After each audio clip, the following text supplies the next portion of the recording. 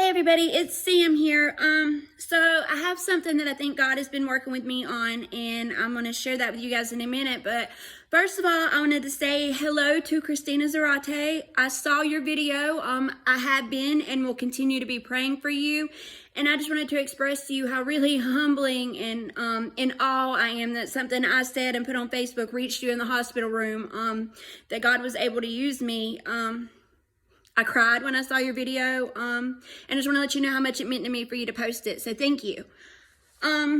So what I have today is a little bit longer than what I usually do. I hope I don't bore you guys to death. I hope I can keep you interested and you stick with it. The title of this is When the Enemy Comes In Like a Flood, and it's out of Isaiah 59:19. When the enemy shall come in like a flood, the Spirit of the Lord shall lift up a standard against him. So, I've recently spent some time meditating over this verse because I felt like God was trying to tell me something in it. It really seemed like everywhere I looked, people were attacked. There were attacks of the enemy. People are struggling and suffering, and it's all to varying degrees, and it's all in their own battles. But make no mistake, we are all fighting a common enemy. So as I thought about that verse and how I could apply it to my life, this is what came to me and what I believe that God gave me. And since our enemy is the same, maybe it'll help you too.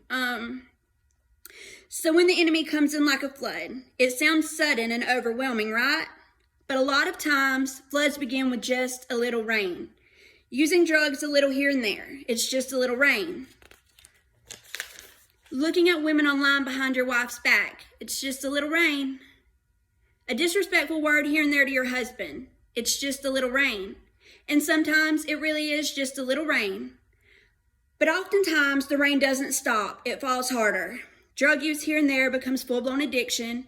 Looking at women online becomes an adulterous relationship. A little disrespect becomes bitter resentments, possibly divorce.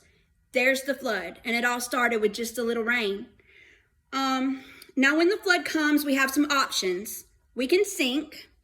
And this is what I did in my addiction. I was so weighed down with chains and in bondage that I not only allowed the enemy to pull me under, but I helped him do so. Our next option is to swim. And thanks to Finding Dory, this sounds like a winner. Just keep swimming. It sounds better than sinking, right? But what about when I can't keep swimming? When I'm so tired and weary from trying to keep my head above water that I can't keep going? I want you, for the purpose of this message, to think of swimming as human efforts. As long as I'm relying on human effort, I will get human results.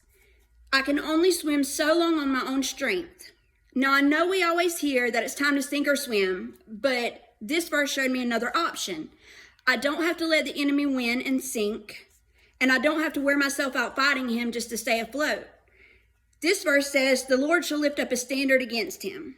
And I asked the Lord what that meant, and he took me to Exodus. The Israelites found themselves pursued and eventually cornered at the Red Sea. I'm sure the Pharaoh's army saw the Red Sea as a sure sign of their victory. The Israelites were trapped.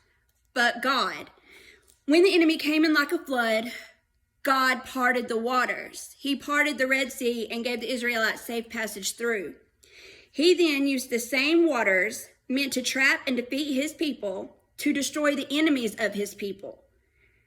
That's the God that I serve. So the message that I really want to get across to you guys today is when the enemy comes in like a flood, God will part the waters. He is faithful. Thanks for listening.